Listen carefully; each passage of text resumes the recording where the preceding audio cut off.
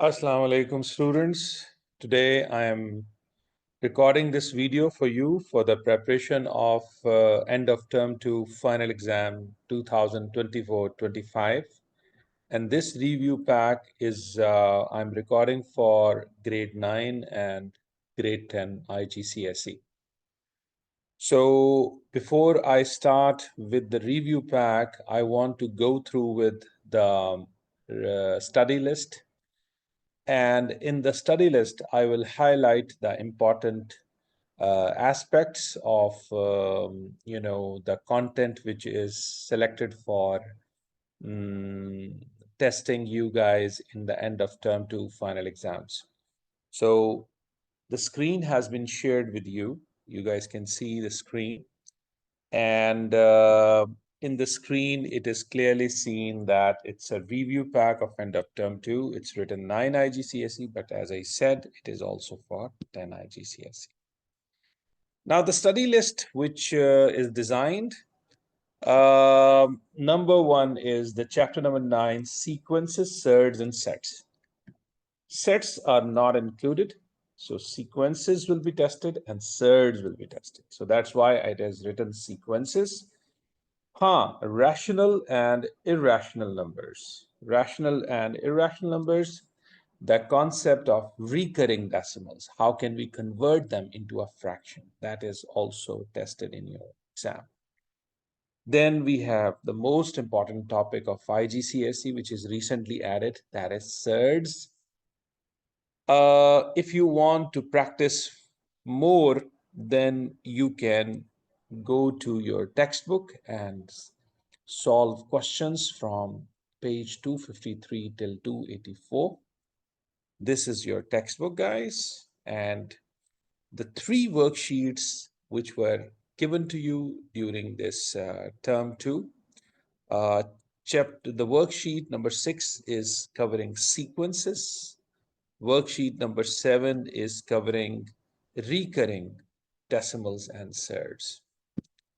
Now, the second chapter, which is planned for you, that is lines, angles, and shape. It is geometry. We will see that lines and angles relationship, triangles, quadrilaterals, and polygons. Okay. And to cover the chapter 3, we have a worksheet number 8.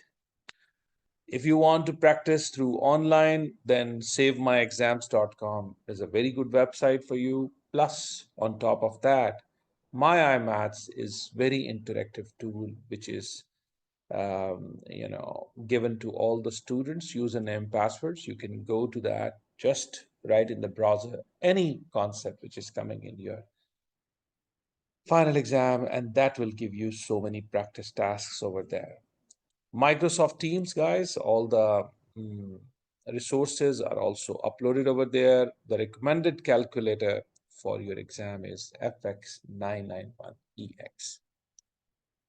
Now, what are the exam rules, guys? The exam will be constituting on 2 hours, and total marks will be 30. Spaces will be provided under each question, as like you see the past paper questions. Scientific calculator is allowed, and students are advised to use only dark blue, not black pen, and HB pencil in addition to a ruler for any diagrams or graphs. So let's start with the first question. I'm starting from sequences, boys. Question number 1. Here are the first 4 terms of a sequence. This is term number 1, term number 2, term number 3, and term number 4. So the 4 terms of a sequence are given.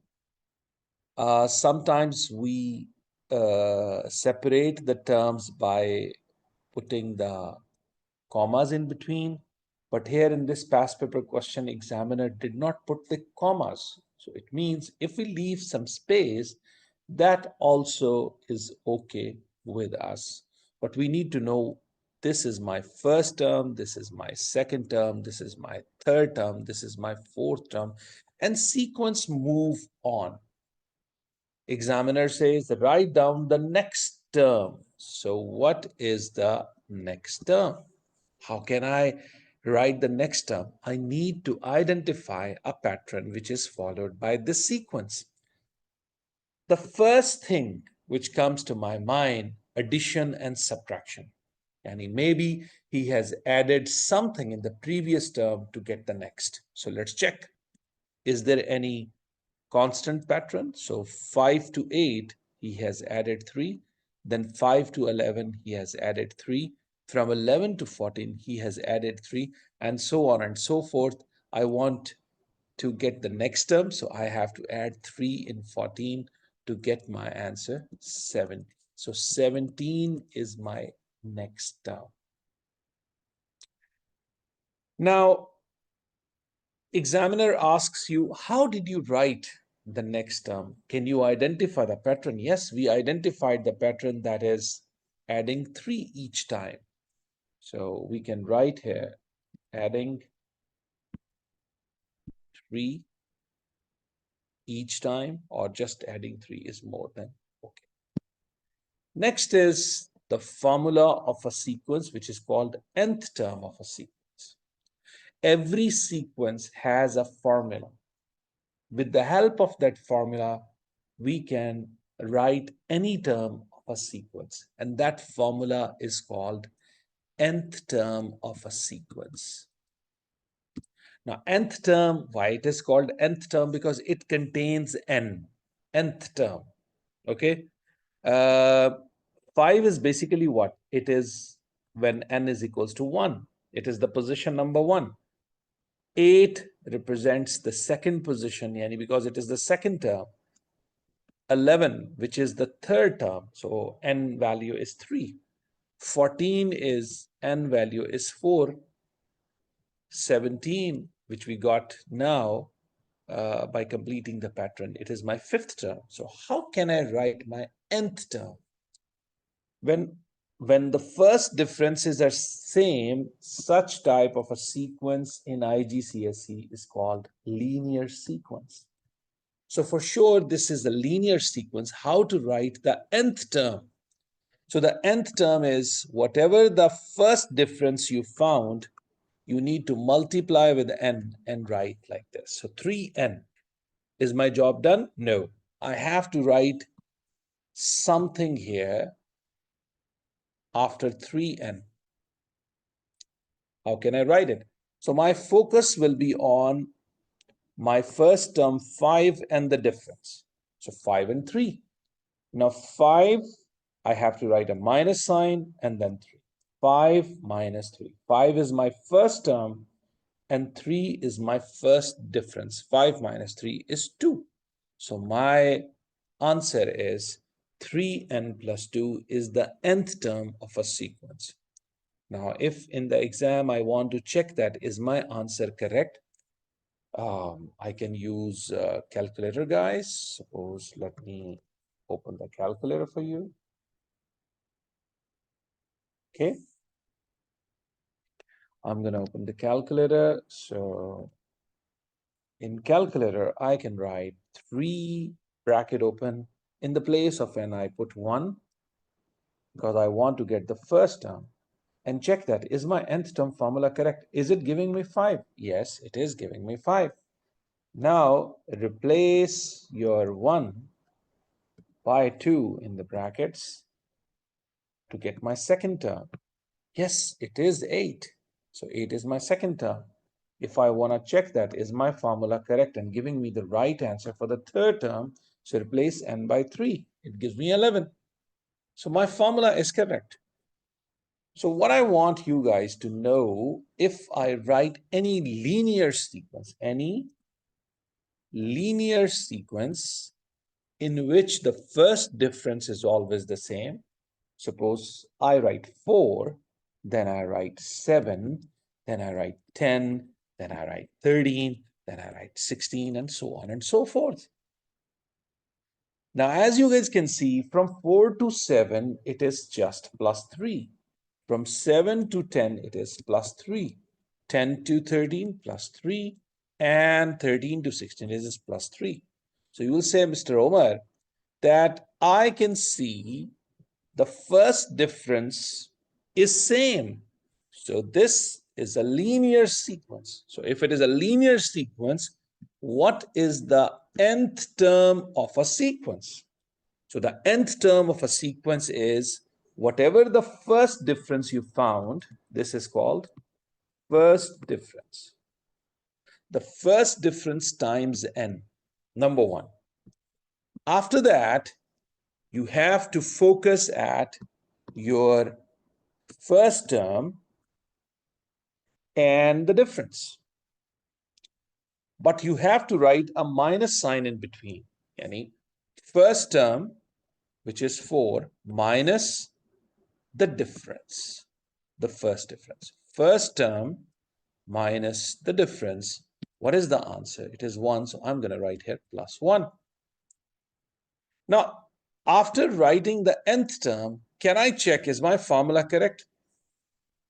So in the place of n, you write 1 and check. Is this giving you 4? Yes. In the place of n, you write 2 and solve it. Are you getting 7? In the place of n, you substitute 3 because 10 is at the third place. Am I getting 10? Yes, I am getting 10. So my formula is correct. So the linear sequence nth term formula is very, very important for the examination point of view. So in this particular case, guys, my nth term is 3n plus 2. Agreed? Now the next thing is explain. This is an interesting question. Explain why 300 is not in the sequence. Why 300 is not in the sequence. So imagine the sequence which we had it was 5, 10, 11, 14, 17. Guys, it takes a long time if I start writing or completing the next term of a sequence to reach to 300. Oh, it takes me ages, man. I'm not going to do that. How can I check that? Is 300 one of the term of a sequence? Will it pop up when I grow the sequence? Mr. Omar, at which position it will appear? Suppose I can tell you that n is equals to 5. At the 5th place, 17 appears. At the 4th place, 14 appears. Huh. So is there any n موجود for which 300 pops in the screen or in the sequence? Yes. What is the best way? The best way is, what is the nth term formula we have found? Mr. Omar, the nth term formula is 3n plus 2. Wow. So this 3n plus 2, put it equals to 300 and check that. Is the n coming to you after simplification as a decimal number or as a whole number? Because position number is a whole number. I can reach to position number 3. I can reach to position number 10. I can reach to position number 20. So n is a whole number. N cannot be decimals. So if the term is not going to show up in the sequence, then I am going to get n as a decimal number. So let's check. When I put 3n plus 2 is equals to 300, I know you remember that Mr. Omar is going to take plus 2 to the other side. The opposite to plus 2 is minus 2. So 300 minus 2, 3n is equals to 298. Now, this 3 is multiplying. On the other side, when I take it, it will be in the denominator. And now I'm going to use my calculator. 298 divided by 3. It gives me fraction answer or a decimal answer, 99.3 dot. What does it mean? Huh, I get a fraction. I get a decimal number. Mr. Omar, it is not the 99th term. It is not the 100th term. It is in between. How come it is existing either 99th term or 100th term? I have never seen 99.3rd term. Wow. No. So what is the reason you will quote it over here? N is not a whole number. N is not a whole number, but a decimal number. Next question. He said, like, here are the first four terms of another sequence. Let's check. From 4 to 7, he has added 3. From 7 to 11, he has added 4. From 11 to 16, he has added 5. It makes sense. Like each time the difference is increased by 1. Wow. So examiner is asking you, can you write the next two terms of a sequence? Yes, I can. I can complete the pattern. Now, in the next stage, I'm going to add 6. 16 plus 6 gives me 22. Now, I will increase my difference by 1, and this time I'm going to add 7. So 22 plus 7 is going to give me 29. Wow, it's easy.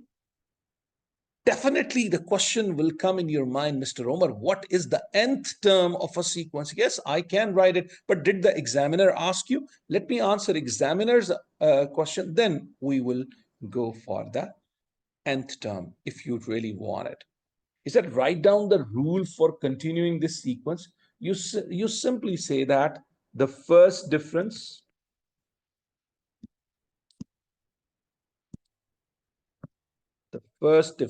is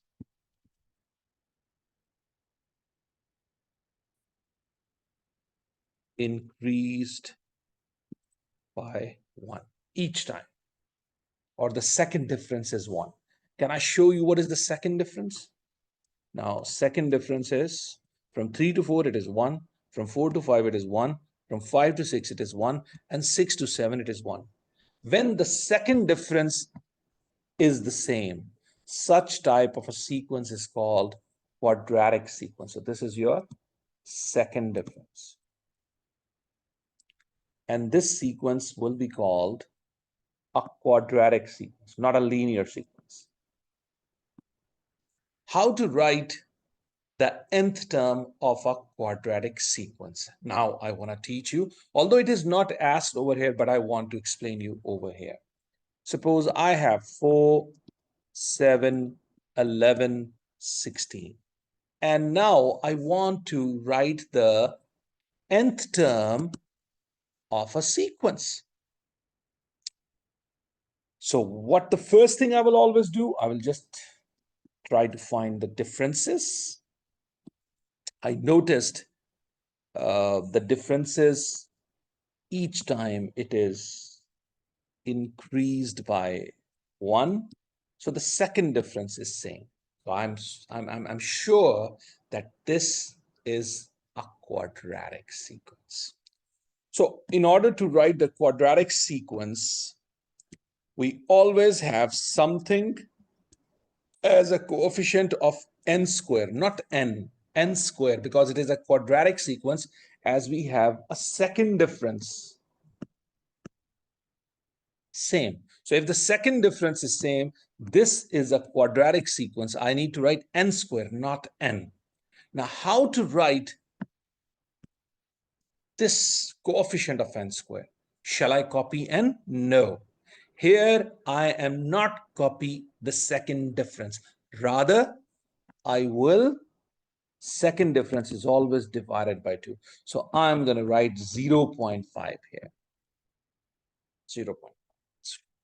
I hope it is clear to you guys. So the rule says that whenever it is a quadratic sequence, you have to divide your second difference by 2 and then write it as a coefficient of n squared. After doing this job, the next stage is you need to generate a sequence. Okay?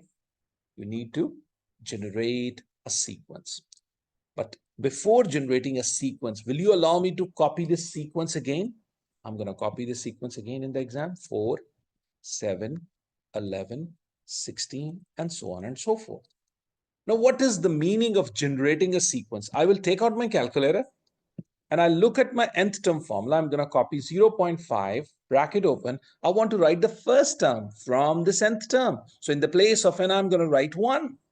1, close the bracket, square. It gives me half, or in the decimal, it is 0.5. So I will write the 0.5 under 4.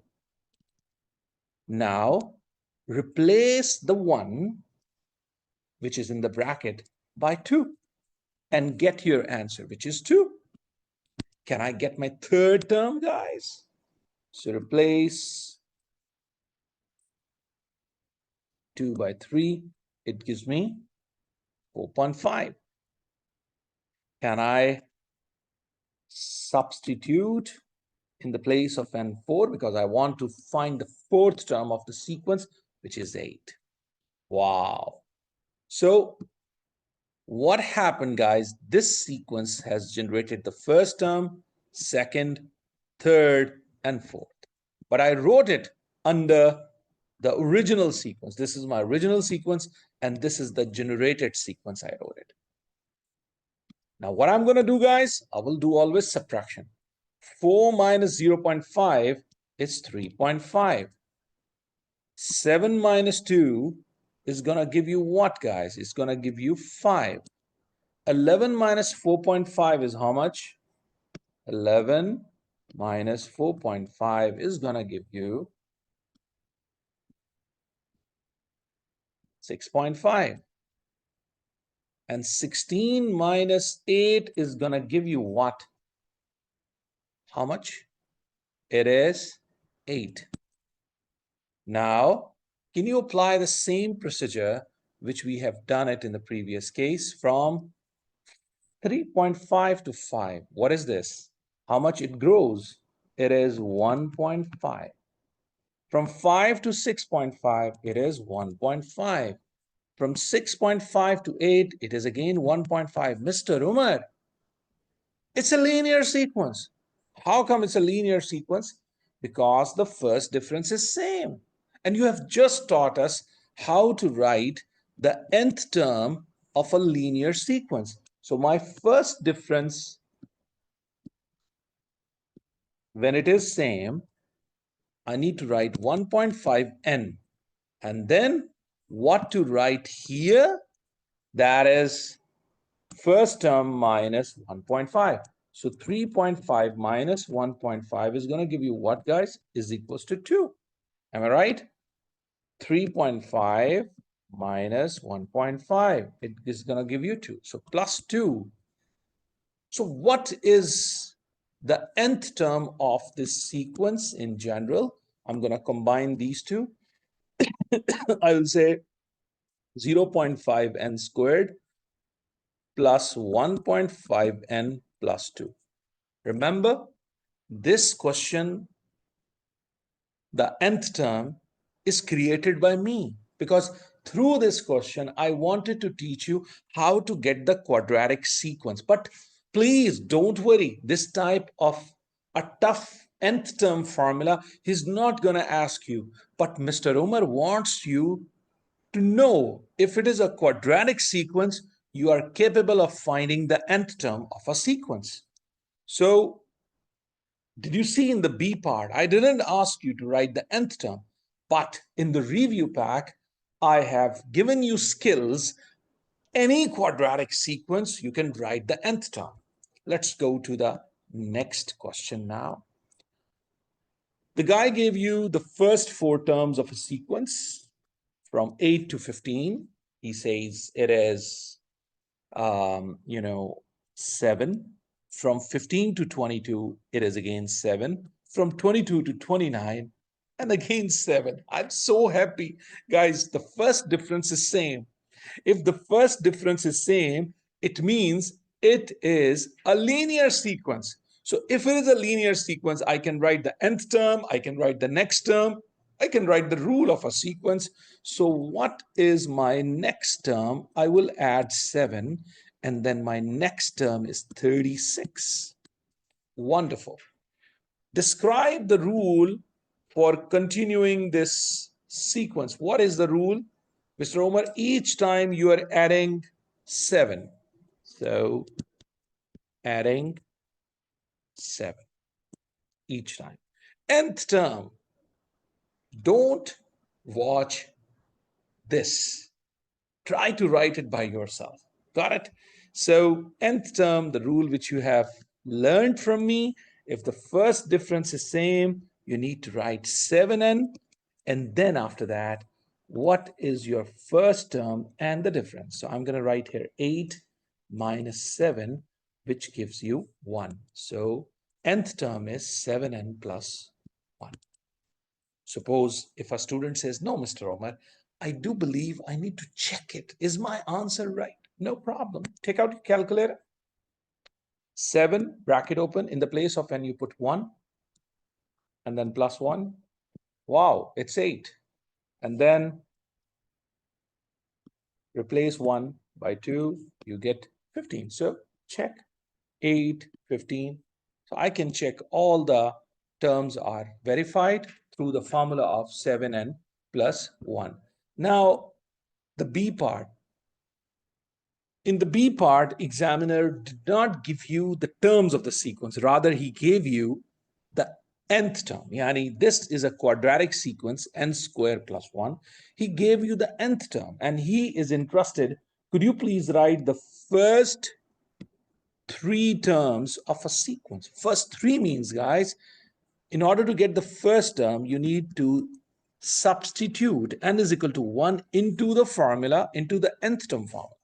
In order to get your second term, you need to replace, or you need to substitute 2 into the formula where n majood.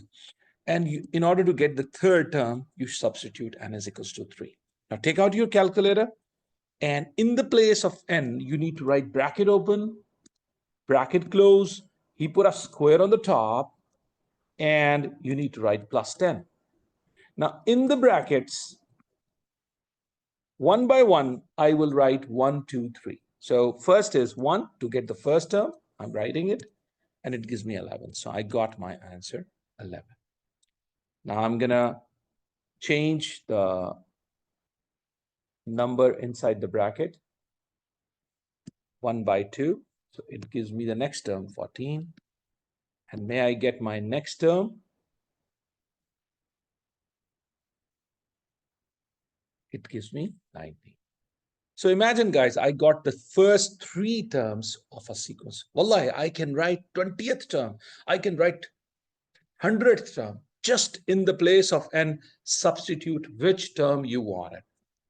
Now, the next question is also very interesting. Why this is very interesting? For IGCSE, when a student studies sequences, he has to know the famous numbers. Now I'm going to talk about the famous numbers. What are the famous numbers? Boys, you remember square numbers. Square numbers are those numbers when a same number is multiplied twice, whatever the answer comes, that is a square number. I'm talking about whole numbers. So 1 times 1 gives you 1. So 1 is the first square number. 2 times 2 is 4. 4 is the second square number.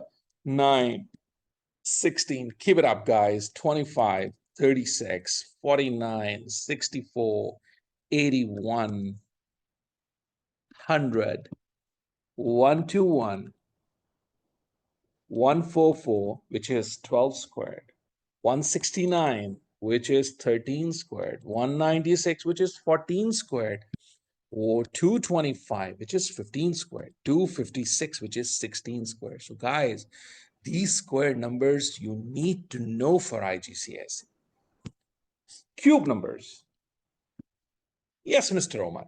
If any whole number is multiplied thrice, we get a whole number. 1 times 1 times 1, it is 1. So 1 is a cube number. Imagine 1 is a square number, 1 is a cube number. 2 times 2 times 2 is 8. 8 is a cube number.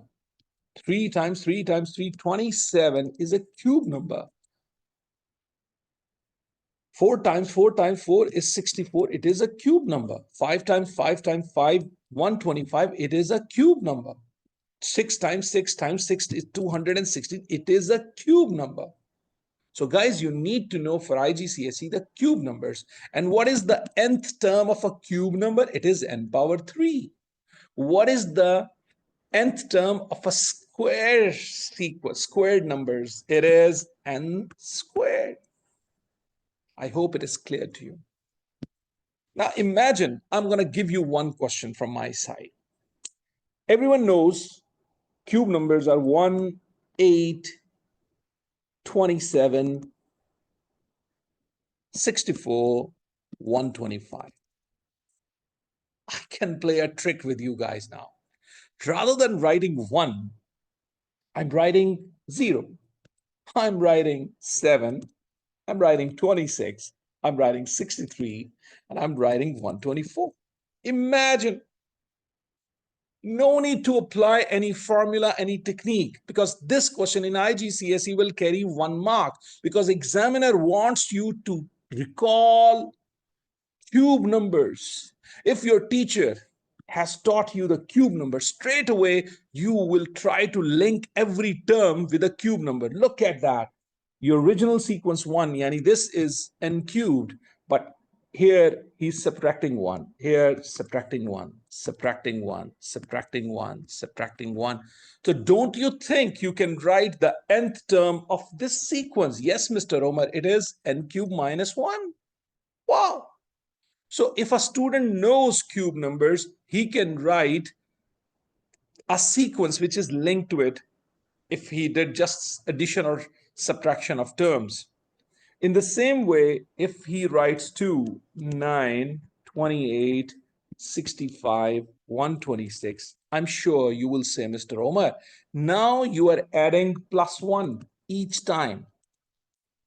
So if I'm adding plus 1 each time, so it means now my nth term will be n cubed plus 1.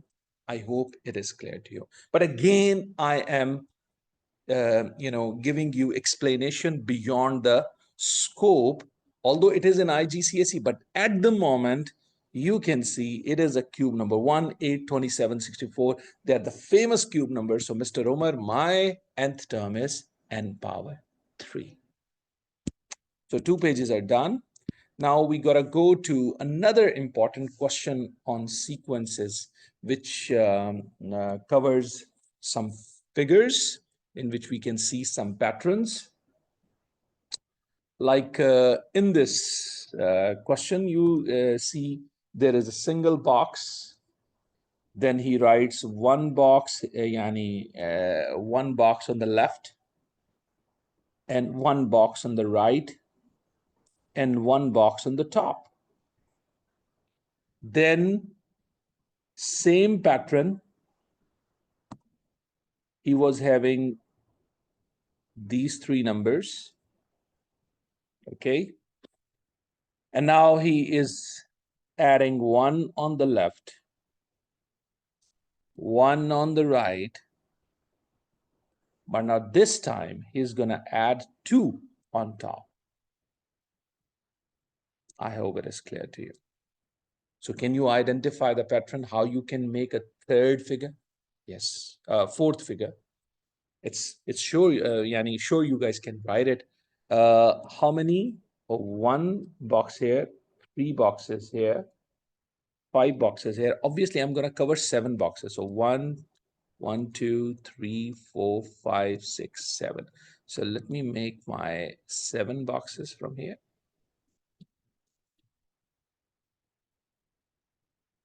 Right. Now this is my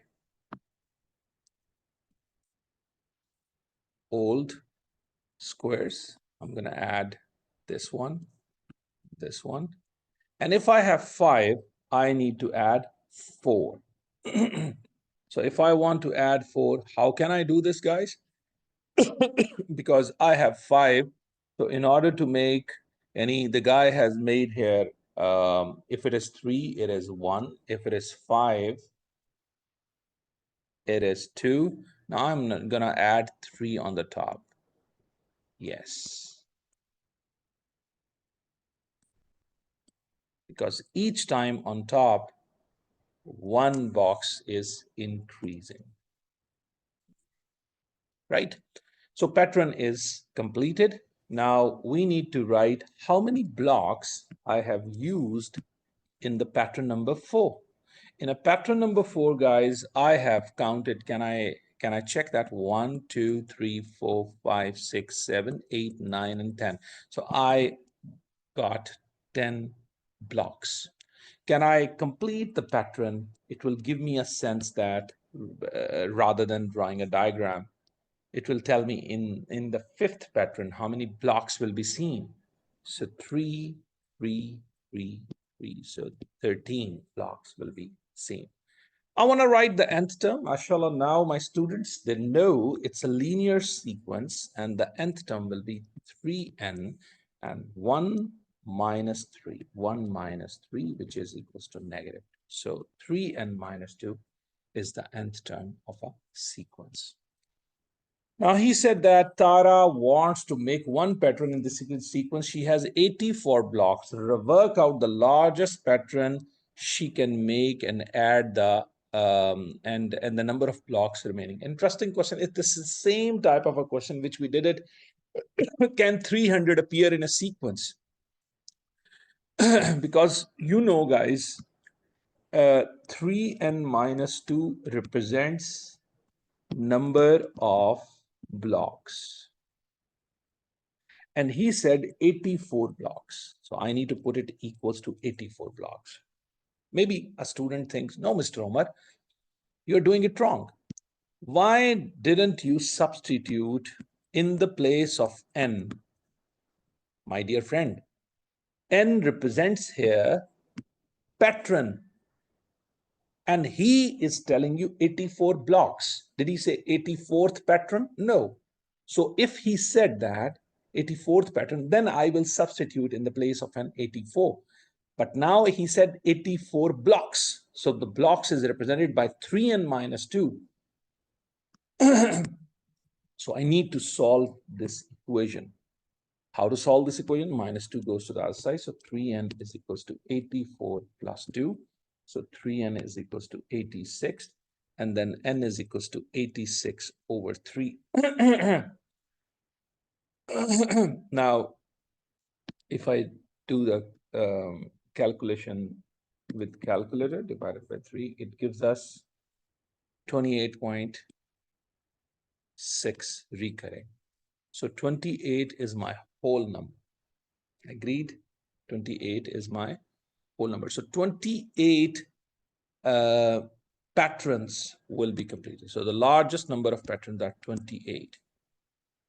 Now the question arises, how many blocks since it is 6 dot? The best way is long division, because here maybe some students can figure out, Mr. Omar, 2 blocks are left because my remainder will be 2, because 6 tells you, 6 dot will tell you remainder 2. Let's do the long division. 86 and 3. 3 times 2 is 6. Minus 8 minus 6 is 2. Copy the 6 down. 3 times 8 is 24. And imagine, after subtraction, I got my remainder 2. So when whatever your remainder is, that tells you that this much number of blocks will be left with you. Agreed? So 28 complete pattern and 2 additional blocks, but they are not enough to complete the 29th pattern. So 3 pages are done. And now we got to go to the next one. He has given you sequence. First row we have 1, second row we have 2, 3, 4, third row we have this, fourth row we have this, fifth row we have this, and sixth row we have this. Now examiner says, can you complete the row number 6? It looks very easy. I think he's completing the counting. 1, 2, 3, 4, 17, 26, 27, 28, 29, 30, 31, 32, 33, 34, and 35, and 36. Interesting. Examiner is making this question a problem solving. So he's trying to bring my focus on the last number in each row. So the last number in each row, they are the famous numbers. You remember what are these numbers? They are the famous square numbers. If it is a row number 2, it is 2 squared. If it is a row number 3, it is 3 squared. If it is a row number 6, it is 6 squared. It looks like he's going to ask this type of a question. He said, what is the special name of these numbers? Yes, these numbers are called square numbers. Write down the last number in the 10th row. Wow. As I said, if it is a third row, it is 3 squared. If it is the 6th row, it is a 6 square. But if it is the 10th row, obviously, the last number will be 10 square, which is equals to 100. So write down the last number in the nth row. Oh, so if it is the nth row, obviously the last number will be n squared. So I'm going to write here n squared. Next, the numbers in the middle column of the pattern, they are 1, 3, 7, 13, 21, and 30. Okay, so let's check. Write down the next term. So let's check. It's 2, it's 4, it's 6, it's 8, it's 10, it's 12. So 31 plus 12 will give you 43. We can easily write the next term. Now, examiner gives you a quadratic sequence nth term. So he wants 30th number. So 30th number or a 30th term. So in the place of n, we need to substitute 30. So 30 squared minus 30 plus 1. You can write it in the calculator. 30 squared minus bracket open 30 and plus 1. It gives us 871. Right? Now we go to the B part. He said that what is the last number in the 10th row? Now, if it is 1, the last number is 10. If it is 2, the last number is 20. If it is 3, the last number is 30. If it is 4, the last number is 40. So obviously, Mr. Omar, if it is the 10th row, my last number will be 100. It's pretty simple. Now, can you write an expression for the last number in the nth row? Very easy. If it is, each time he's multiplying with the 10. Okay, he is multiplying with the 10 to get the last row. So if it is n, and I want to write here the last number, so it should be 10n because he needs to times with 10. So the last number in the nth row will be 10n. What is the first number in the 10th row? The first number, that's interesting.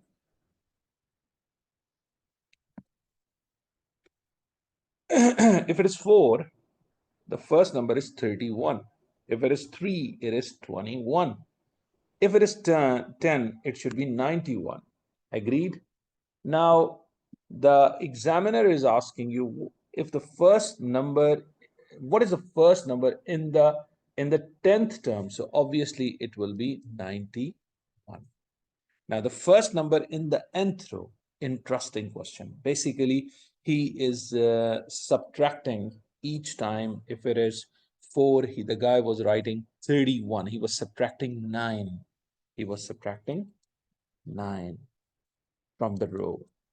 So if it is n, he has to subtract 9 to get like n minus 9. But the number is already known to us, which is 10n, because we know that it is equals to what I want to tell you, that if I have here n, in order to write a number over here, I have to first multiply with the 10. So 10n, but I need to go behind 9 units. Okay, so 10n minus 9. Like here, the guy, he multiplied with 10. So 10 minus 9, which is giving you 1. So 2, check that. 2 times 10 is 20. 20 minus 9 is 11. So I think you guys can easily relate. So 10n minus 9 is my final answer. Now the guy gave me a sequence, which is I need to write the next term. This is 1, this is 2, this is 3, this is 4, and I'm going to add 5. So which gives me 2, 3, and then how much?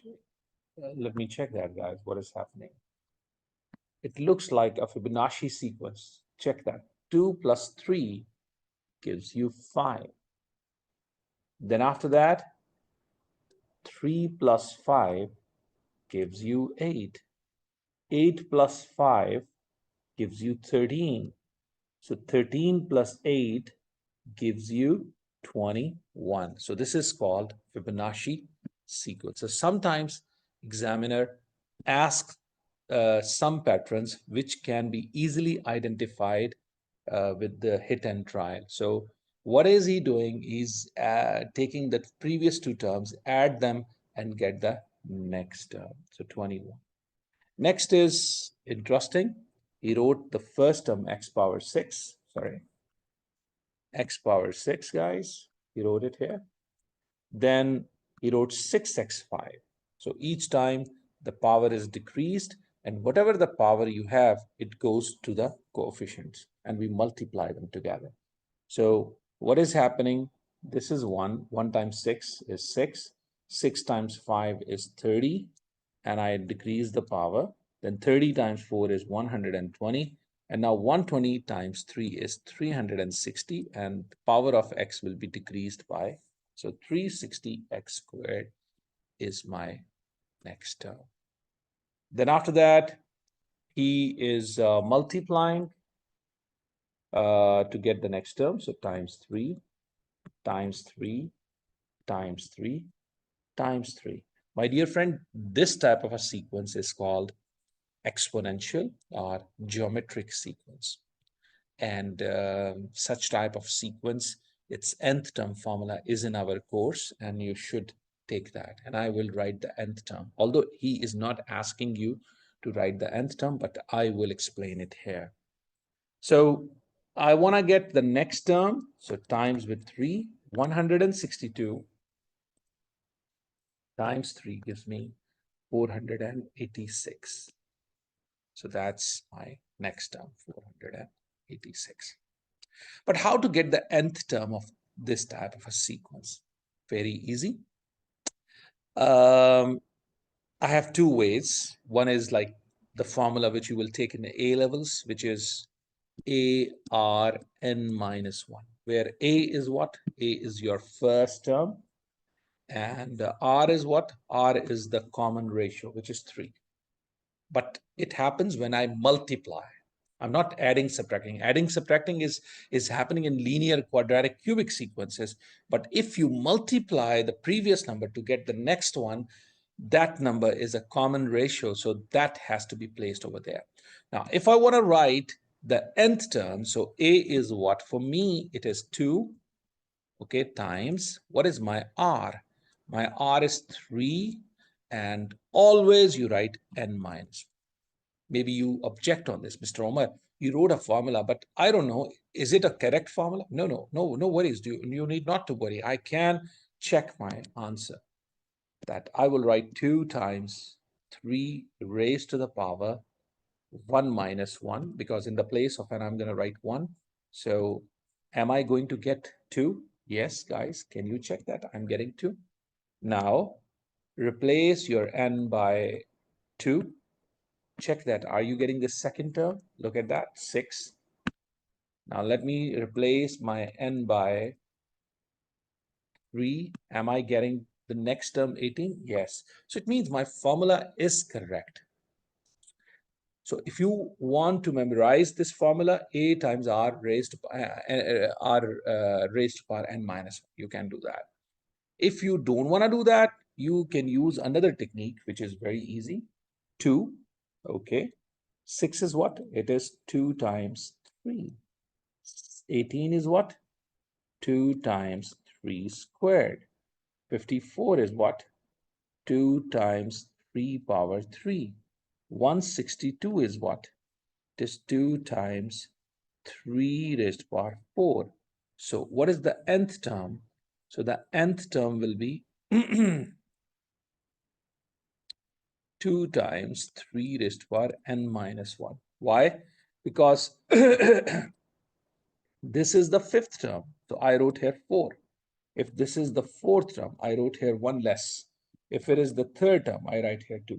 So it's up to you guys. Either use this formula for geometric sequence, or you can split each term and write it as 2 times 3 raised to power 1, 2 times 3 raised to power 2. Then you can easily figure out what would be the nth term of a sequence.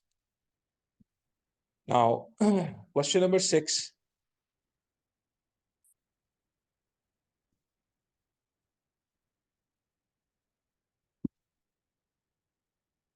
We have 8 to 3. It is -5, -5, -5, -5. So surely it's a linear sequence because the first difference is the same. So if the first difference is same, it's a linear sequence, and I want to write the nth term. So it should have been -5n here. It's a -5n. And then after that, examiner is asking me, what shall I write over here? So I'm going to write 8 minus minus 5. Look, 8 minus minus 5. When I write it, it tells me 8 plus 5, which is equals to 30. So minus 5n plus 30. Now, if you want to check your answer, you can check it. How? Minus 5, bracket open, 1 plus 13, and I got 8. Yes, my first term is 8. In the same way, I can get my 2 over 1, 3 over 2, 4 over 3, 5 over 6, 6 over 5, and I want to write the nth term. Very simple question. In the denominator, it is 1, 2, 3, 4, 5. Obviously, it will be approaching towards n. If you want to check, it's a linear sequence. 1, 1, 1, and 1. So I'm going to write 1n, and 1 minus 1 gives you 0. So I can write 1n plus 0 or just n. Same thing in the numerators. 1, 1, 1, and 1. You write here, Mr. Omar, 1n, and 2 minus 1 is going to give you. So basically, it is n plus 1 over n. Next is a geometric sequence. He's multiplying with the 2, multiplying with the 2, multiplying with the 2, multiplying with the 2. Now, if you want to use a formula, very easy. A times r raised to power n minus 1. Your a is what? Your first term. Your first term is 1 over 2 times, what is my common ratio? Which is 2, you see, and n minus 1. A student can write the answer like this. Or if he wants to write in another way, so that is 2 raised to power -1. 1 can be written as 2 raised to power 0. 2 can be written as 2 raised to power 1. 4 can be written as 2 raised to power 2. 8 can be written as 2 raised to power 3. Now, obviously, my nth term will be 2 raised to power something. And here, -1, 0, 1, 2, 3 are making a linear sequence. So if it is making a linear sequence, each time he's adding 1. Okay, so I'm going to write here 1n.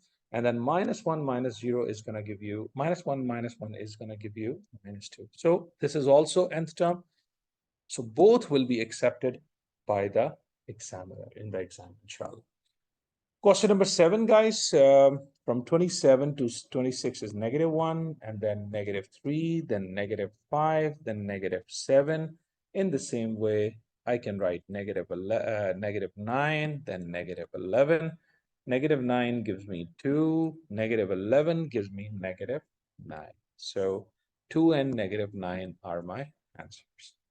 Now, the B part is given to you from 3 to 10. It is 7, 7, 7, and 7. It's a linear sequence. I want to write the nth term, so it should have been 7n, and then 3 minus 7 is going to give me minus 4. And don't forget, in the final exam, you can use calculator since it is allowed. You can substitute n is equal to 1, 2, 3, and check that one by one. Are you getting the same terms of the sequence or not? Then 2 to 11, guys, it is, what is the answer I'm going to get? Plus 9. 11 to 26, it is 15, guys. Then after that, it is 21. Then after that, it is 27. So since the first difference is not same, Mr. Omar, it is not a linear sequence. So can I go for the second difference? From 9 to 15, it is 6. And then 15 to 21, it is 6. Then this is 6. So this second difference is same. So if the second difference is same, it means that it is a quadratic sequence. So whatever the second difference comes to you guys, 6 divided by 2 will give you 3. So 3n squared, I have to write it. What did I do in my last explanation about quadratic sequence? You need to copy the sequence again, the original sequence, copy it, 2, 11, 26, 47, and 74. Copy it, and now generate the sequence by substituting 1 in the place of n. It gives you 3. Then if you put here 2, 2 square is 4, 4 times 3 is 12. Then it becomes 25, because if I substitute here 3 squared 9, I think it gives me 27, not 25, 27. Then I get 48, then I get 75. Now, my dear friends, do the subtraction. 2 minus 3 is going to give you -1, -1, -1, -1, -1. So this is a constant sequence. I'm getting it, a linear sequence. So 0, 0, 0, and 0. So it means this is 0n, and -1 minus 0 is -1. So now I'm going to copy this one. 3n squared minus 1 is the nth term formula for this sequence. Okay.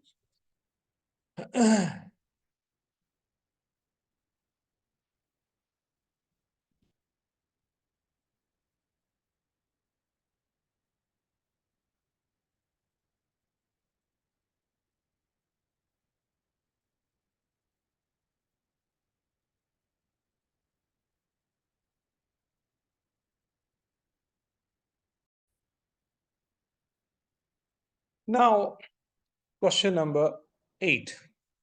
If you can look at question number 8, sequences are done. So we got to go to recurring decimals. So the guy has written 0.67. 0.67 dot.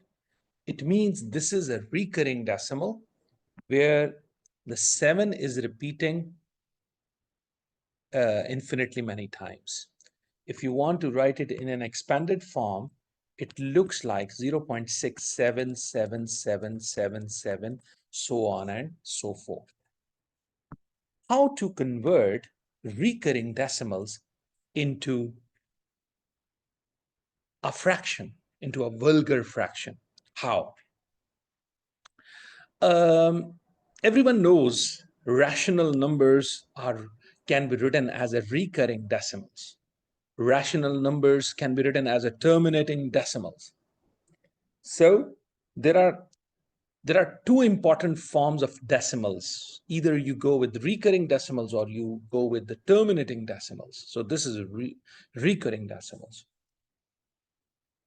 Any recurring decimal can be converted into a fraction. Like 0.3 dot is a famous recurring decimal, and it is equals to 1/3. So if a decimal number can be converted into a fraction, then this is a rational number. And if it is 0.5, everyone knows it is 1/2. It's a terminating decimals. It can also be written in the form of a fraction. So all recurring decimals and terminating decimals can be converted in the form of a fraction. That's why they are rational numbers. But now we are going to do a difficult recurring decimal. So how to convert it as a fraction? First, you start with x is equals to. Next, you can watch out, is your decimal just behind the recurring part? Answer is no. Your decimal has to be first shifted and make it stand behind the recurring part. So how many digits you will cross? You will cross one digit. If you cross two digits, you need to times with 100. If you cross with three digits, you times with 1000. But in this case, I am shifting my decimal to the right just by crossing one digit. So I need to multiply the entire equation by 10. Why 10? Because I just crossed the pink digit 6. So I times with 10. When I do this, my x will be converted to 10x and my 0.67 dot will convert into 6.7 dot. Now, again, I am going to shade my recurring digits. Now my recurring digits, how many? 1. Now you need to time again this equation with 10. Why? This time I'm using a blue color because my blue color is important here. How many digits are recur here? 7 dot mean only one digit is recurring, so times with 10. When you do this, your 10 will be converted into 100x. And your 6.7 dot will be converted into 67.7 dot because 1 7 will be shifted to the left. Wow. Now I'm ready. What are you going to do? You just need to copy this one under 100x. So under 100x, I will write 10x. Under 67.7 dot, you will copy 6.7 dot. And make sure, boys, you need to write 7 dot under 7 dot. This is a must. They must be same. Now you do the subtraction. So 100 minus 10 will give you 90x. And 7 dot 7 dot cancel. 67 minus 6 is going to give you 61, guys. So my answer is 90x is equals to 61 or x is equals to 61 over 90. And then check on the calculator. Can we write it further? Yani simplified form. I know 61 is a prime number, so you cannot further simplify, but no problem. If calculator is allowed, it cannot be yani further simplified. Another important trick, I'm going to give it to you guys, but it won't give you full marks in the final exam. But this will help you to check your answer is correct or wrong. And I have written in the exam 0.67 dot. There is no way in calculator you can write recurring 7. So rather than writing 7 dot, you write 7 at least 10 times. Okay, keep writing, keep writing, keep writing, keep writing, keep writing, and then press equal. You got the answer, 61 over 90. Got it? But try to write 7 as much as you can, more than 10 or 15 times. So you can convert a recurring decimal to a fraction with the help of a calculator. But again, I'm telling you, if you copy the answer directly in the answering space, you will lose the marks. How much marks it has? Look, it has 2 marks. So if a student doesn't show working, it means he will lose his accuracy marks. So let's go with another question, 0.18 dot. X is equals to 0.18 dot. So this is a recurring decimal. This is a rational number. Any recurring decimal can be converted into a fraction, into a vulgar fraction. What is the first step? The first step is this, that you have to push the decimal to move and stand right behind the recurring part.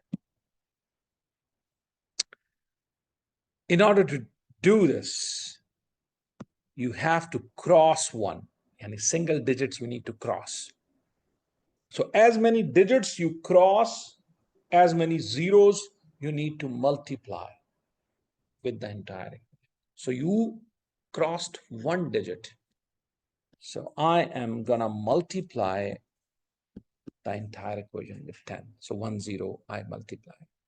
In this way, what will happen? X becomes 10x. So 1 will be shifted to the left, so it becomes 1.8 dot. Right. Now, count how many recurring digits you have. Only one recurring digit, 8, 8, 8, 8, 8, 8, 8. So you should multiply with 10 now. Again, I'm going to multiply with 10. Let me shade it blue so it tells you the purpose. And previous 10, I put it pink. It tells you the purpose. Now 10x becomes 100x. 1.8 becomes 18.8 dot. And then you need to copy this one down here. 10x is to 1.8 dot. You need to copy 0.8 dot under each other. So now 100 minus 10 gives you 90x. 18 minus 1 is 17, and this is cancelled. So my answer is 17 over 9. I hope it is clear to you guys. Now, this is 0.87 dot. If I say x is equals to 0.87 dot, I have not placed the decimal behind the recurring. So in order to do this, I have to times with 10. So this becomes 10x, so 8.7 dot. How many recurring digits you have? You have only one recurring digit, so times with 10, and it gives me 100x, so 87.7 dot. Now I need to copy this down here, so it gives me 10x is equals to 8.7 dot. Do the subtraction. 100 minus 10 is 90x. 87 minus 8 is gonna give you 79. 7 dot cancel. So x is equals to 79 over 90. That's my final. Next is x is equals to 0.26 dot times with 10. 10x is equals to 2.6 dot times with 10. 100x is equal to 26.6 dot. Then we need to write minus 10x is equals to 2.6 dot. Cancels, so 100 minus 10 is 90x. 26 minus 2 is 24. Now, in this case, we need further simplification.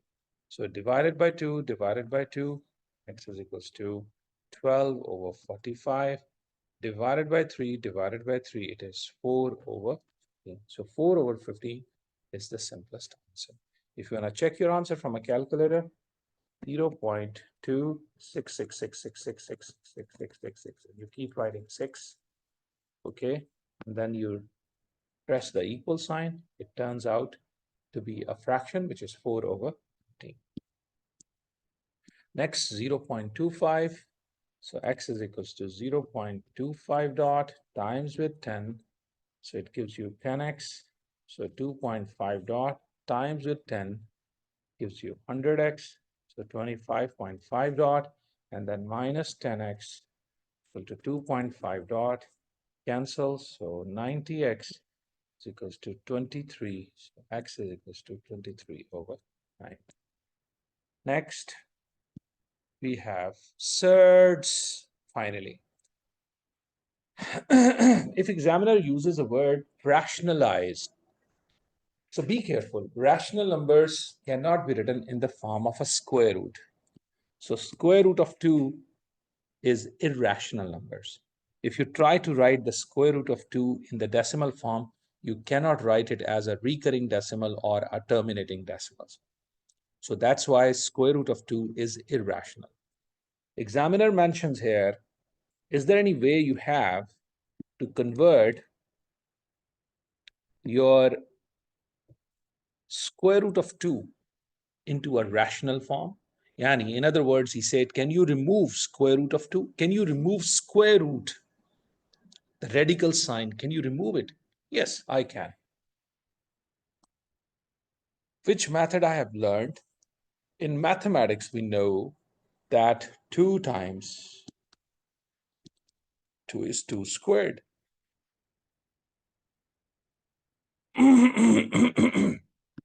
Square root of 2 times square root of 2 is basically 2.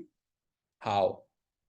Because square root of 2, when I put the square here, square root means power is 1 over 2.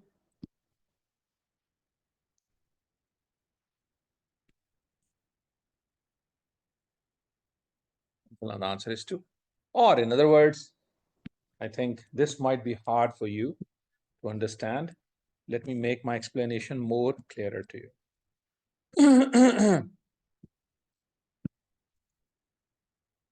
Can I write it within one square root? 2 times 2.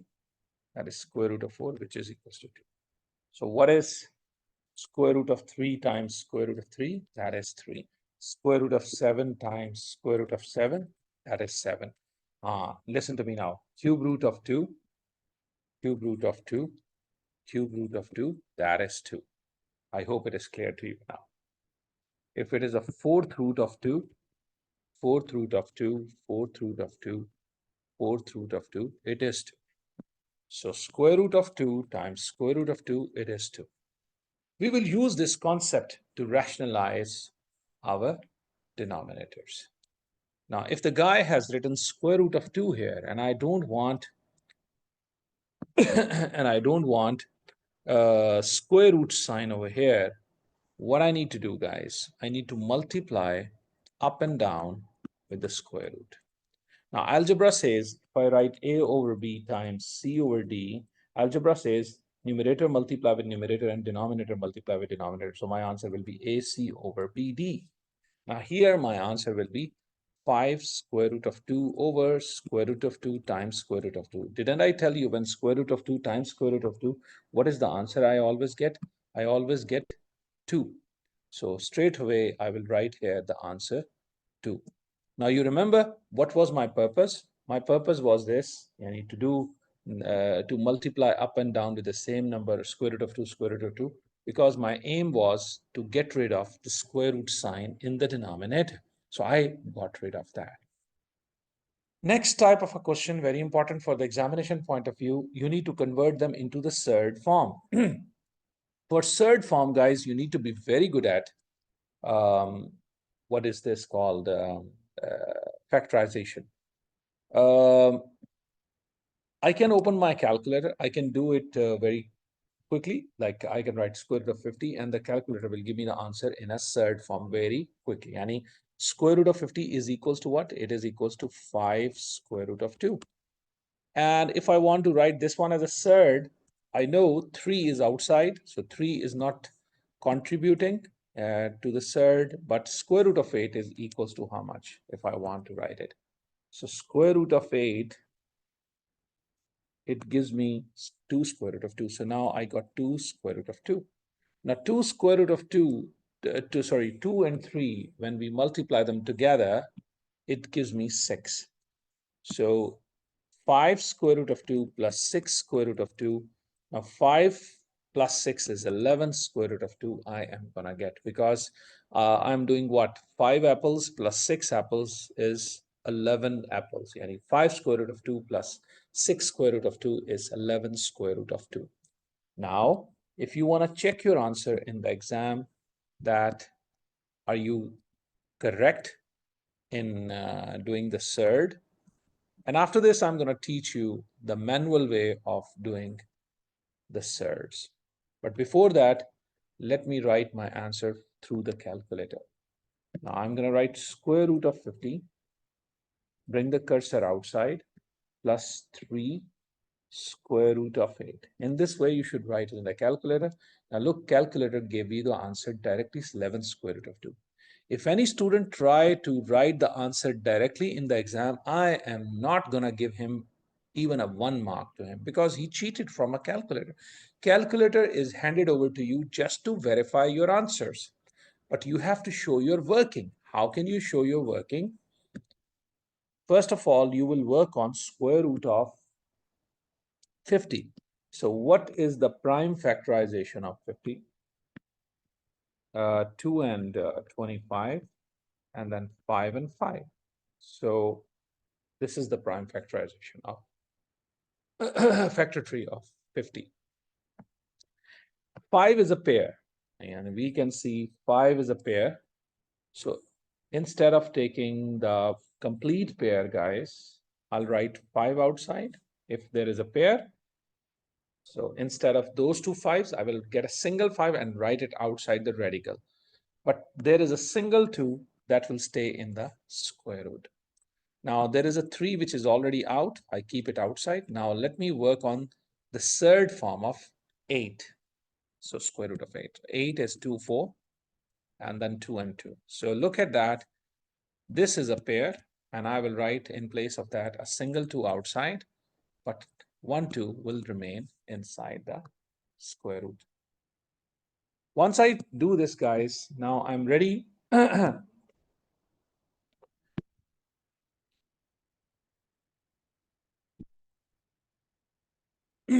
I'm ready to simplify my result, which is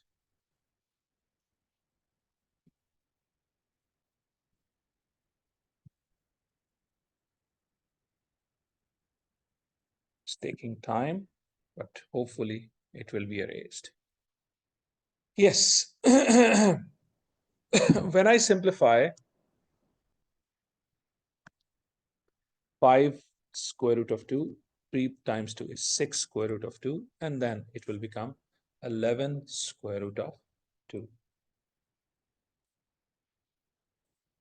So we got 11 square root of 2.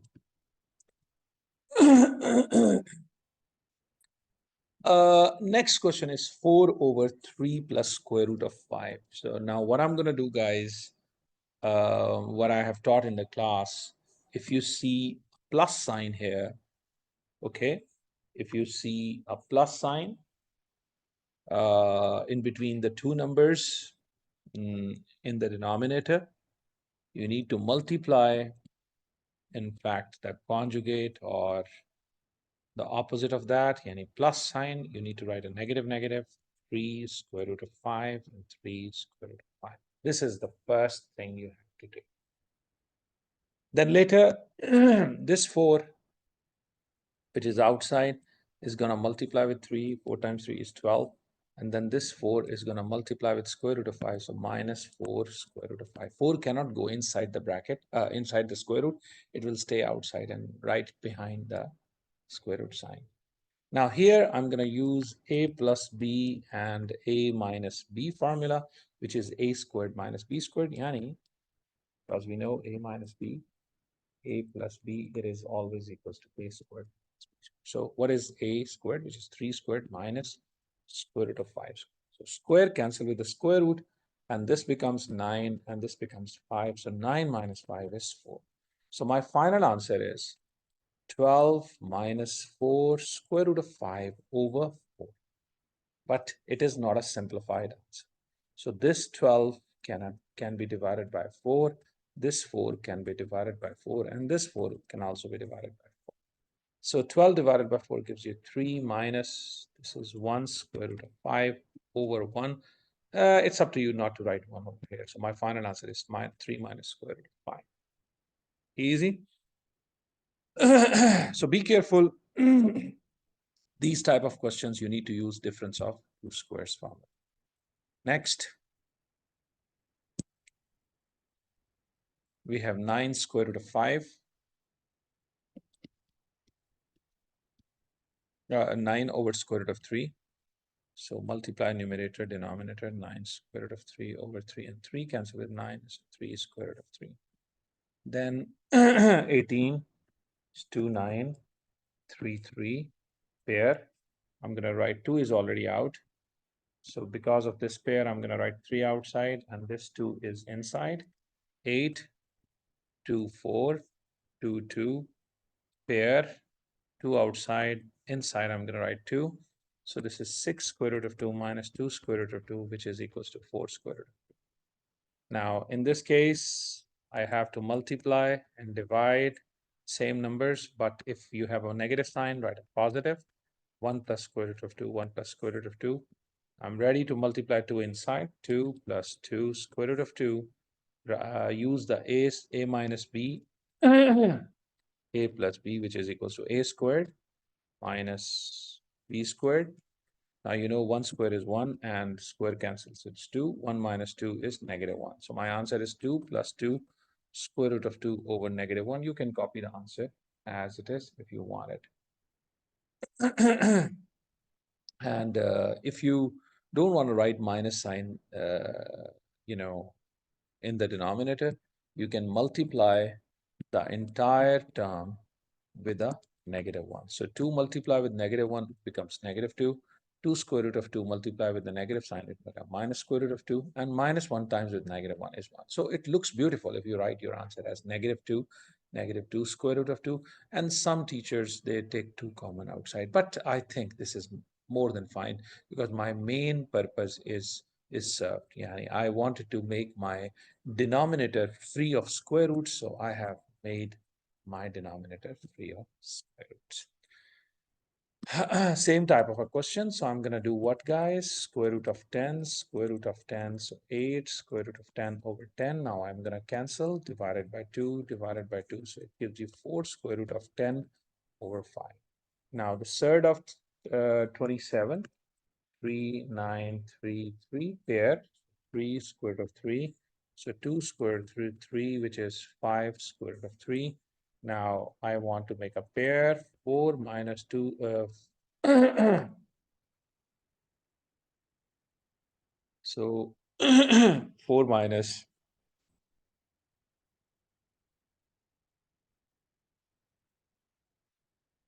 4 minus square root of 2 over 4 minus square root of 2. 3 multiplies 12 minus 3 square root of 2. So 4 squared minus square root of 2 squared. Square cancel with the square root. So this gives you what? 16. This gives you 2. And this gives you 14. So I got 12 minus 3 square root of 2 over 14. And that's the one. Next. Square root of 6. Square root of 6. So 11 square root of 6 over 6. That's the final answer. 45. 3. 15, 3, 5. So 3 is paired. So 2 are already outside. So 3 square root of 5 and 20, 2, 10, 2, 5. So I'm going to write 2 outside. And that is square root of 5. Now this is 6 square root of 5 and this is 2 square root of 5. I'm getting 8 square root of 5.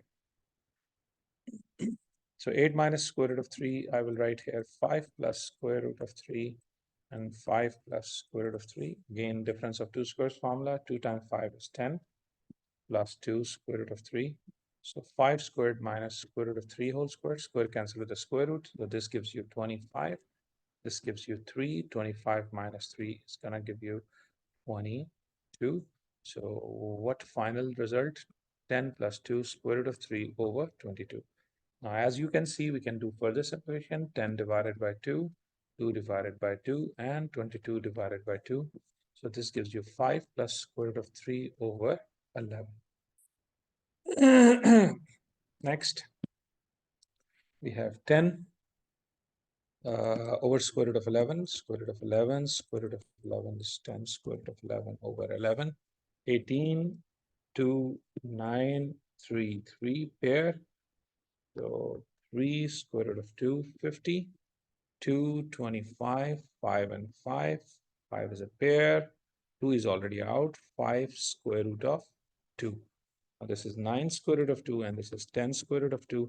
9 minus 10 is going to give you minus square root of 2. The 2 plus square root of 7. Same numbers up and down. 2 minus square root of 7. And then 14 minus 7 square root of 7, 2 squared minus square root of 7 squared. Square cancel with the square root. So this gives you 4 minus 7, which is equals to negative 3. So 14 minus 7 square root of 7 over negative 3 is your final answer. Okay.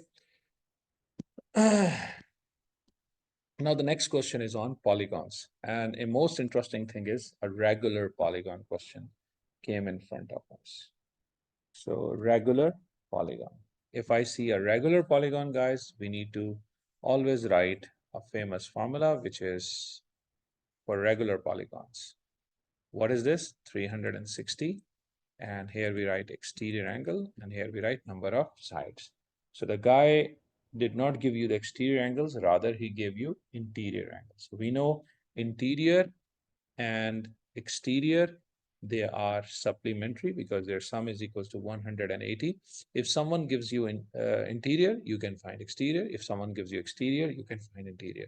So exterior will be equals to what? 180 minus interior. So let us try to solve it. He gave you interior. I want to get exterior. It is 180 minus 150, which gives you 30. So I know my 30-degree exterior. Now 360 360 divided by 30, it will give you the number of sides. Now the next thing is examiner gives you again interior angles. So you need to find your exterior. Exterior is equals to 180 minus 135, which is 45 degrees. And what is the formula to find the number of sides? 360 degrees divided by 1 exterior angle.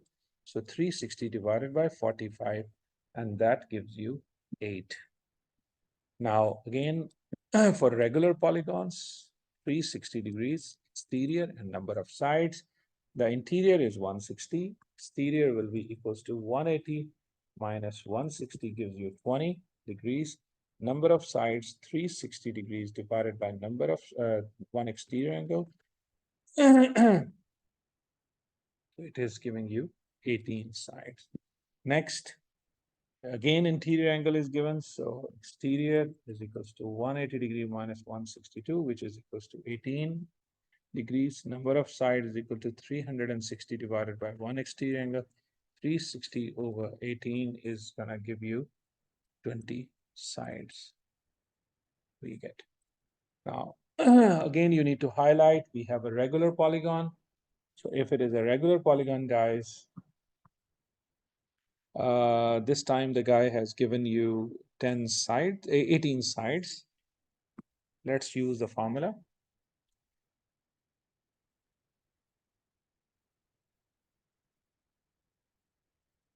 We want to find exterior angle. So exterior angle is equals to 360 divided by number of sides. So 360 divided by 18 is 20 degrees is my exterior angle. So if I want to get the next one, exterior is 360 degree divided by number of sides. So 360 divided by 24, and that gives you 15 degrees. Next, again, number of sides are given, and I want to find one exterior angle in a regular polygon, which is equals to 360 degrees divided by number of sides. So 360 over 15, and that gives you 24 degrees is my exterior. Next case, again, we have a regular polygon, but the guy is asking you interior angle. No worries. First, we get the exterior.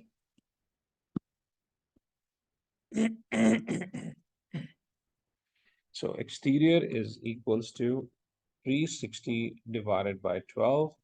And that gives me how much, guys? 30 degrees. 30 degrees. So interior is and exterior are supplementary. So 180 degree minus 30 is going to give you 150. Easy. Can you get one exterior angle first? So 360 divided by 10 gives you 36. So now interior is 180 minus exterior. So 180 minus 36. And that gives you 144. 8 sides, exterior is equals to 360 divided by 8, and that gives you 360 divided by 8, that gives you 45. So 45 degree is my exterior. Interior is equal to 180 minus 45. My interior will be 130. Now, sum of the interior angles, I have taught you in the class. It is whatever the number of sides you have, you need to subtract 2 from it and times with 180. That always gives you the sum of interior angles. However, the sum of exterior angle is fixed and that is always 360 degree.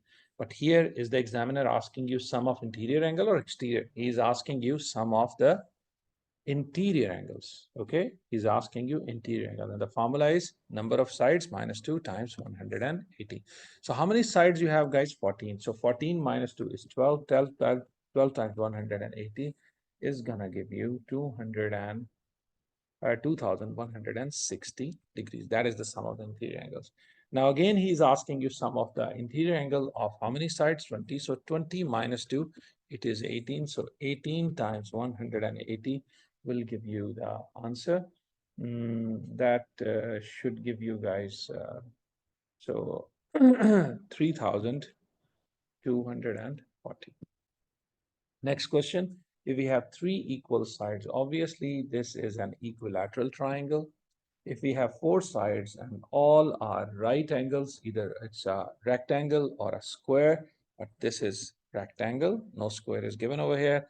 One line of symmetry, guys, isosceles triangle has one line of symmetry, because if the 2 sides are equal, there is only one line of symmetry it has. So as you can see now, in front of you, I have taken isosceles triangle, which has only one line of symmetry. Next case is no equal sides or angles. Yes, that is scalene triangle, which has no side equal and no angles are equal. 4 equal sides, yeah, and not all right angles, that is a rhombus. Rhombus is a quadrilateral in which all the sides are equal, but inside angles are all right. No, this is not mandatory. Next is 6-sided polygon is called hexagon. 5-sided is a pentagon. 3 angles, we have a triangle.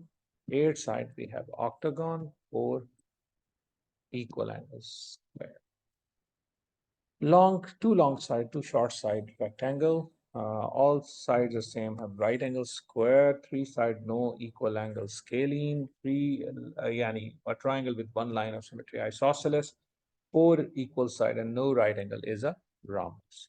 Now we need to understand parallel lines concept. We have 4 concepts related. Number 1 is if we have 2 parallel lines, and if there is a transversal cutting the 2 parallel lines, this angle is the same as this angle, and this is called corresponding angles. So A and this is X, they are corresponding. B and Y, they are corresponding. C and Z, they are corresponding. D and W, they are corresponding. So there are 4 pairs of corresponding angles we can have. Now, we can have this angle and this angle. They are the alternate interior angles. So P is equals to Z. They are the alternate interior angles. Another Z concept, we call it as a Z concept. So this is a Z concept, and also we can apply a Z concept here. So the alternate interior angles concept we can apply on that.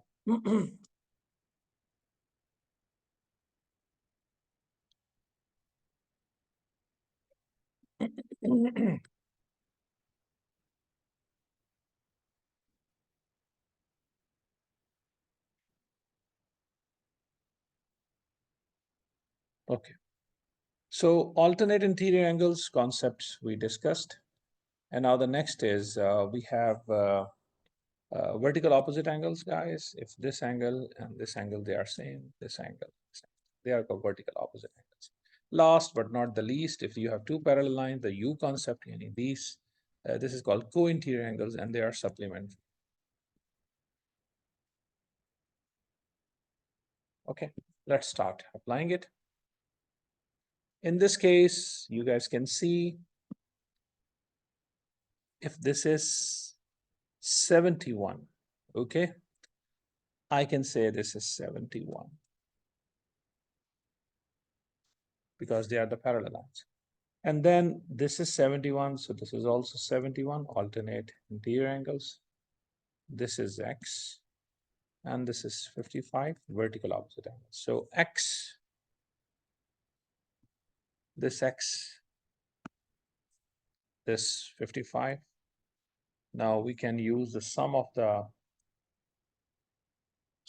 three angles, which is always equals to 180 degrees. So X plus 71 plus 55 is equals to 180. And that will give you guys 54. Next, this is for us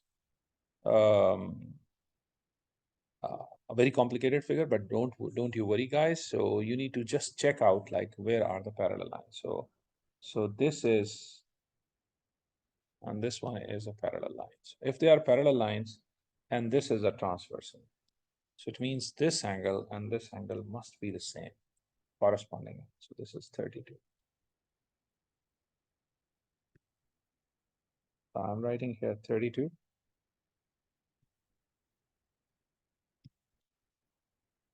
Right? And so this is 90. I can easily write this angle, which is equals to 58.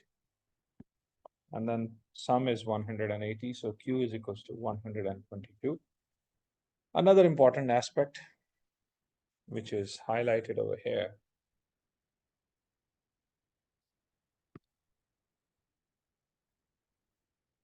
a U concept. So this T and 132, 32, they are supplementary. So this is 148. Now imagine I know the P as well, which is 132, because the total angle is 180 supplementary. So the supplement to 32 is 132. Then what is the polygon we have? We have here 1, 2, 3, 4, 5, 6. So this is a hexagon. So if this is a hexagon, what are the sum of the interior angle of a hexagon? Number of sides are 6. So 6 minus 2 times 180. So that will give you 540. Now 540, 540, I said that's 720. Let me check that, guys. What is the answer I'm getting? Yes, 720 is my is the sum of the interior angle. So from 720, I need to subtract 122 and 132, 148, and 90 degrees. Whatever the answer comes, I need to divide it by 2 because I have 2x same. If I have 2x same, final answer should be divided by 2. So my P will be 132. I can just copy it. My Q is 122. My T is 148. I found it. And finally, I found X, which was 720 minus 90 plus 132 plus 122 plus 148 divided by 2, which is giving me 1. Next case, A is 126 vertical opposite angles. This is also B. And you remember that they are supplementary. So 180 minus 126. And C is also 180 minus 63 because this is again a U concept. Yani I have to apply co-interior angle concepts. B is co-interior with 126, C is co-interior with 63. I can easily write my ABCs. My A angle is 126, as you see, and the co-interior angle 54, and 117 is the final. Now, if this is Z, guys, so that should also be any. How can I do this? This is 38. This is 38. Got it. And can I use this triangle in which two angles are given to me. I want to find y. So y is equals to 180 minus 38 plus 24. When I do this, guys, I will get my value of y is 118. Now this is 118 and this is also z, corresponding angle. So z is equals to 180 minus 118, which will give me 62. So z is 62. So y is 118 and my x is 38. Question number 29, boys. We have isosceles triangle. And you remember that in isosceles triangle, the opposite angles to the equal sides, they're also same. So this is x. So this should also be x. So this is x. Done. Now the next thing is, as we know that, this is x and this is x. And I can also call it as 56. As the guy said, these are the two parallel lines. So I can apply the z concept. So if it is a z concept, this is 56 and this is also 56 by using the concept of alternate interior. So I'm going to just do that alternate interior concept, which is applied over here. So 56, we found it. Now I want to get my x, which is very easy now. So x is equals to 180 minus 56 divided by 2. And that gives me 62. So this is 62. This is 62. And by the way, guys, this is also 62, alternate interior angle. So z concept, this is also 62. Now this is 180 minus 62. That will give you 180. So 62. Now we go to the question number 30. So this is 59. This is 37 corresponding. 180 minus 59 plus 37. I can write all my angles. 59, 37, and 84. 31. This is z concept. Can you apply? It's 57. And I can easily find this angle, which is equals to 180 minus 88 plus 57. And that gives me 35. And this is also 35. We found out. So V is at the center. So basically, he's asking you WV X 35. Next, isosceles triangles. So these, opposite to this one is X. Opposite this one is also X. What I'm going to do, guys, 180 minus 40 divided by 2. And that gives me 70. So this is 70 and 70. After that, if this is 70, I know that this total is 180. That will comes to me 20. So this is y and this is y. So I can write 180 minus 80 divided by 2. It's 100 over 2. So that gives you 50. So y is 50. This is 50 and this is 50.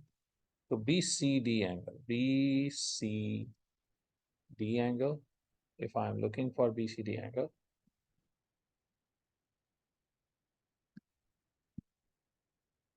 this is BCD angle, guys, which I found 50.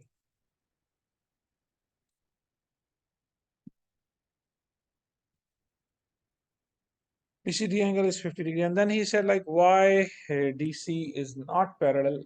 Guys, it's a straightforward case. Because 50 degree is not equal to 30 degree. Alternate interior angles are not equal. So alternate interior angles are not same. Yani 30 degree is not equals to 50 degree. Then question number 33. For sure, guys.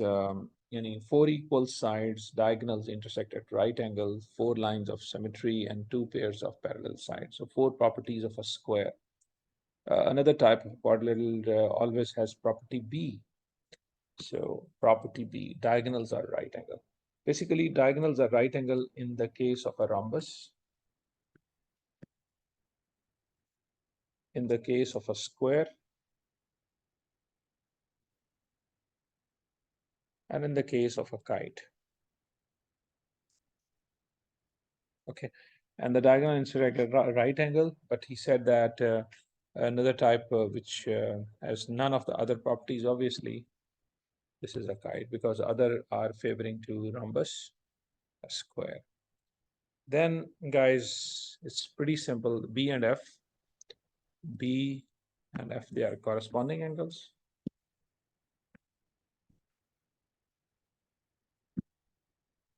D and E are alternate angles. Any angle which is less than 90, it is acute. A polygon with 5 sides is a pentagon. A quadrilateral with exactly one pair of parallel sides, the trapezium, guys. Now we have a quadrilateral. Can we find this angle first, which is 84? As we remember that in quadrilateral, the sum is 360. So 360 minus 98 plus 66 plus 112. We found it, it gives us 84. And then we know that straight angle concept, x will be equals to 180 minus 84. And that gives you 96. So this is 96. Sum of the interior angle of a 25-sided polygon. So 25-sided polygon, 25 minus 2 times 180. So 23 times 180, and that gives you 4,100. Last question. Parallel lines. So this is alternate interior, U concept. So 180 minus 76, and that gives you 104. Now we can easily find y. So y will be equals to, since it is a pentagon, so pentagon gives you how much? 5 minus 2 times 180, right? This is the sum, which is always equals to 540. So allow me to write 540 here.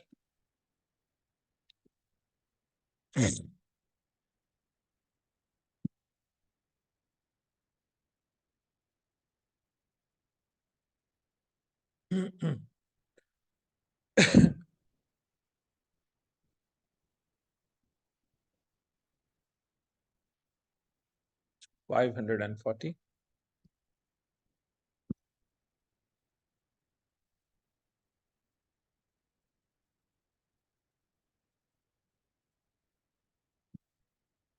minus sum of the other angles, which are known to us, 76 plus 104 plus 90, and then divided by 2 because there are two same y's we have. So that will give you x equals to, we found it 104, and the value of y will come to me 150. And that's all, guys. Our review pack has been explained thoroughly. I hope you can revise it fully and you will not find a big problem in understanding the concepts which are given in the study list and in the review pack. Furthermore practice, you can do it from the book. Thank you, guys. Assalamu alaikum wa rahmatullahi wa barakatuh.